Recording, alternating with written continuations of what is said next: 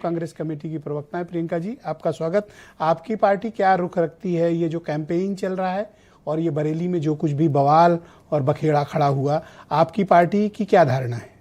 देखिए, सबसे पहले तो हमारी पार्टी की तरफ से हम ये सभी से विनती करना चाहेंगे कि शांति बनाई रखी जाए। और सबसे बड़ी चीज़ है कि जिस तरीके से इधर कुछ सालों से देख रही हूँ कि लगातार दंगे इस तरीके के भारतीय जनता पार्टी की सरकार में हो ही रहे, और इसमें सीधा जो टारगेट किया जाता है वो देश के युवाओं को किया जाता है, जो पूरी तरीके से चीज़ों को समझ नहीं पाते, जिन्हें सिर्फ एक मोहरा बनाकर इस्तेमाल किया जाता है। और उसके बाद इस इस्तेमाल करने वाले लोगों को पूरी तरीके से छूट दी जाती है कि वो कुछ भी बोल सकते हैं, कुछ भी कह सकते हैं, किसी तरीके से भी वो दंगे फसाद की जड़ें बना सकते हैं। और उसके बाद जब कार्रवाई का वक्त आता है तो ऐसे लोग बच भी जाते हैं।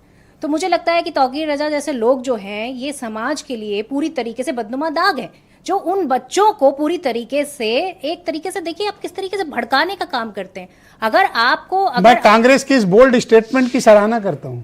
नहीं, बोल्ड स्टेटमेंट की बहुत बात बोल्ड नहीं स्टेटमेंट है। है, ये बताइए, मैं अप्रिशिएट करता हूं आपको। नहीं, सबसे बड़ी चीज ये है कि युवाओं का जो कम से कम आप कहने का साहस तो कर रही हैं, जो बात है, मनीष शुक्ला और दीपक रंजन नहीं कह पाए। मैं सिर्फ इतना कहना चाहती हूँ, जो चीज शांतिपूर्ण ढंग से भी हो सकती है। आपको अगर लगता है कि आप अपने पैगंबर को प्यार करते हैं तो इसमें ऐसे कोई खराब बात नहीं है।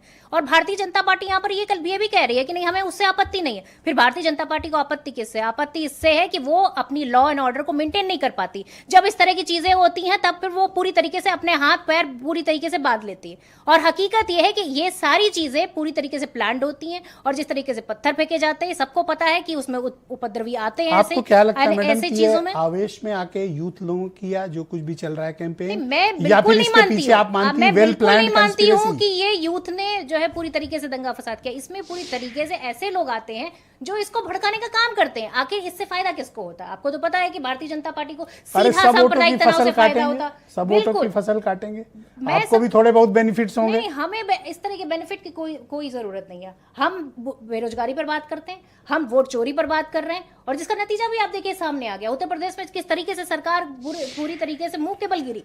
तो ऐसा नहीं है कि इन सारी चीजों से ही चुनाव जीता जाता है, बट अब भारतीय जनता पार्टी के पास कोई ऑप्शन नहीं। भारतीय जनता पार्टी यही करती है। बहुत शुक्रिया। पूरी तरीके से प्लानिंग करके भारतीय जनता पार्टी ही कर रही है। ये चाहती है कि देश में बंटवारा रहे, देश के लोग आपस में सामंजस्य के साथ ना रह पाए, सांप्रदायिक तनाव हो जिसका उसको फायदा मिलता है, और हमेशा से मिलता चला है। बहुत शुक्रिया आपका, बहुत शुक्रिया। मैं हाजी हसन साहब, देश का युवा समझदार हो। Thank you madam.